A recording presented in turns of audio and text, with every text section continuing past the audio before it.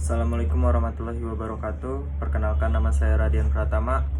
Di sini saya akan menjelaskan tentang PHK, pemutusan hubungan kerja.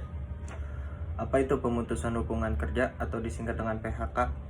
Adalah pengakhiran hubungan kerja karena suatu hal tertentu yang mengakibatkan berakhirnya hak dan kewajiban antara pekerja dan perusahaan atau majikan.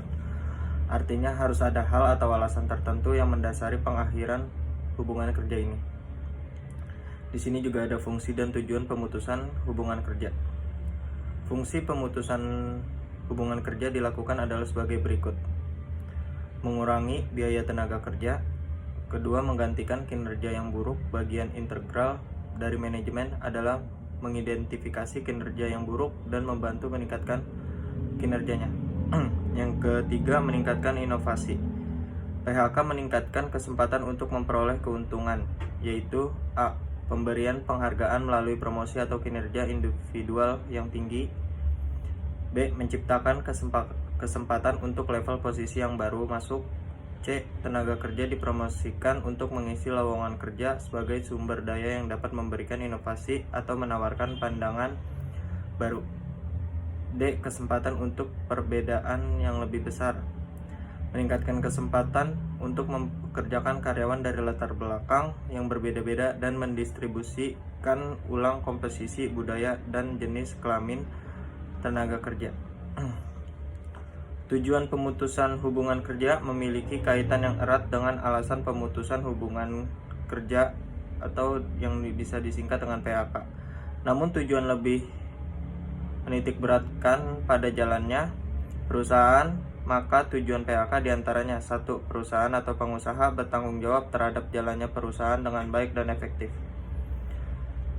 2. Pengurangan buruh dapat diakibatkan karena faktor dari luar seperti kesulitan penjualan dan mendapatkan kredit, tidak adanya pesanan, tidak adanya bahan baku produktif, menurunnya permintaan, kekurangan bahan bakar atau listrik. Alasan pemberhentian kerja menurut Melayu SP Hasibun menyebutkan beberapa alasan karyawan diberhentikan dari perusahaan adalah sebagai berikut. Undang-undang dapat menyebabkan seorang karyawan harus diberhentikan dari suatu perusahaan, antara lain anak-anak karyawan WNA atau yang itu warga negara asing, karyawan yang terlibat organisasi terlarang. 2. Keinginan perusahaan dapat menyebabkan diberhentikannya seseorang karyawan baik terhormat ataupun dipecat. Pemberhentian semacam ini telah diatur oleh Undang-Undang Nomor 12 Tahun 1964, Sizin P4D, P4P, serta tergantung status kepegawaian karyawan bersangkutan. Adapun konsekuensi pemutusan hubungan kerja menurut Balkin, Meja, dan Cardi. Biaya dapat dikategorikan sebagai kerugian dari PHK, terdiri atas hal-hal berikut. 1. Biaya rekrutmen meliputi mengiklankan lowongan pekerjaan.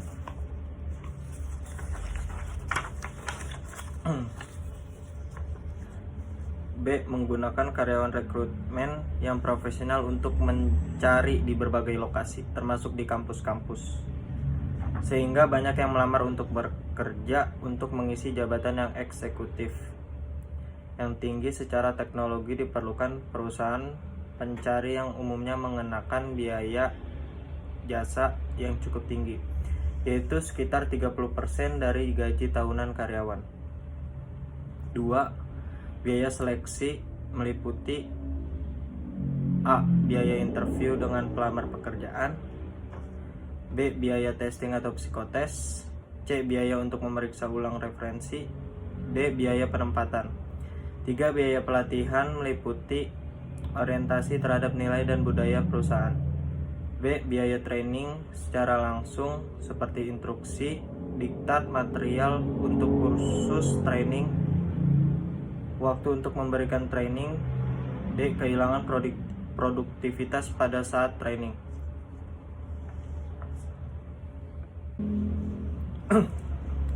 Di sini juga ada proses pemberhentian kerja. Dalam pemberhentian karyawan, apakah yang sifatnya kehendak perusahaan, kehendak karyawan, maupun karena undang-undang harus betul-betul didasarkan kepada peraturan.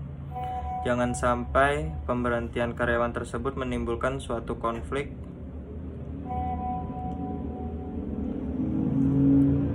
atau yang mengarah kepada kerugian kepada dua belah pihak, baik perusahaan maupun karyawan. Adapun beberapa cara yang dilakukan dalam proses pemberhentian karyawan, yaitu 1. Bila kehendak perusahaan dengan berbagai alasan untuk pemberhentian dari pekerjaannya perlu ditempuh terlebih dahulu. Adanya musyawarah antara karyawan dengan perusahaan. B. Bila musyawarah menemui jalan buntu, maka jalan terakhir adalah melalui pengadilan atau instansi yang berwenang memutuskan perkara. 2. Bagi karyawan yang melakukan pelanggaran berat, dapat langsung diserahkan kepada pihak kepolisian untuk diproses lebih lanjut tanpa meminta izin terlebih dahulu kepada dinas terkait atau berwenang.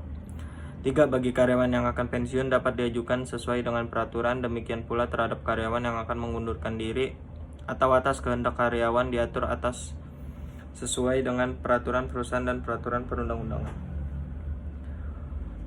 Di sini juga ada konsekuensi pemutusan hubungan kerja. Menurut Balkin, Meija, dan Cardy, biaya dapat dikategorikan sebagai kerugian dari PHK, terdiri atas hal-hal berikut. 1. Biaya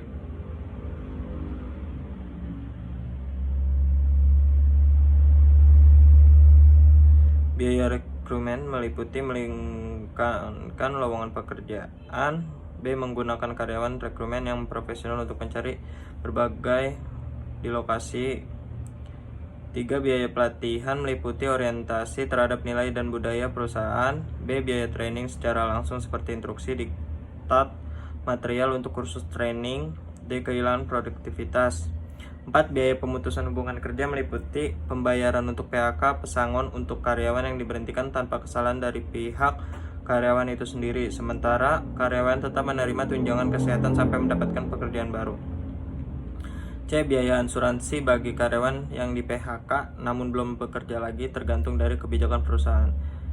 D. Wawancara pemberhentian merupakan wawancara terakhir yang harus dilalui karyawan dalam proses PHK. Tujuannya untuk mencari alasan mengapa tenaga kerja meninggalkan perusahaan atau menyediakan bimbingan atau bantuan untuk menemukan pekerjaan baru. 3. Bantuan penempatan merupakan program di mana perusahaan membantu karyawan mendapatkan pekerjaan baru lebih cepat dengan memberikan training atau keahlian pekerjaan. Posisi yang kosong akan mengurangi pengeluaran atau kualitas jasa klien, perusahaan atau pelanggan. Kesimpulan dari yang saya baca tadi, yang saya jelaskan, berdasarkan penjelasan tadi saya dapat disimpulkan bahwa pemutusan hubungan kerja atau PHK yang juga dapat disebut dengan pemberhentian, separation, atau perusahaan memiliki pengertian sebagai sebuah pengakhiran hubungan kerja dengan alasan tertentu yang mengakibatkan berakhir hak dan kewajiban pekerja dan perusahaan. Selain itu, pemutusan hubungan kerja atau PHK merupakan dinamika dalam sebuah organisasi perusahaan, dan jika pandangan mengenai PHK itu negatif, maka itu kurang tepat karena PHK merupakan proses yang akan dialami semua karyawan, misalnya dengan pensiunan atau kematian. Maka dari itu pemutusan hubungan kerja dibagi ke dalam dua bagian. 1. Pemberhentian hubungan kerja PHK sementara. PHK sementara dapat disebabkan karena keinginan sendiri ataupun karena perusahaan dengan tujuan yang jelas. 2. Pemberhentian hubungan kerja permanen yang disebabkan karena keinginan sendiri, kontrak yang habis, dan pensiun. Adapun saran yang dapat saya sampaikan dalam materi ini, hendaknya dalam pemutusan hubungan kerja harus sesuai dengan undang-undang yang berlaku agar tidak ada perselisihan dan tidak ada pihak yang merasa dirugikan. Sekian presentasi dari saya. Bila ada salah-salah kata, mohon dimaafkan. Wassalamualaikum warahmatullahi wabarakatuh.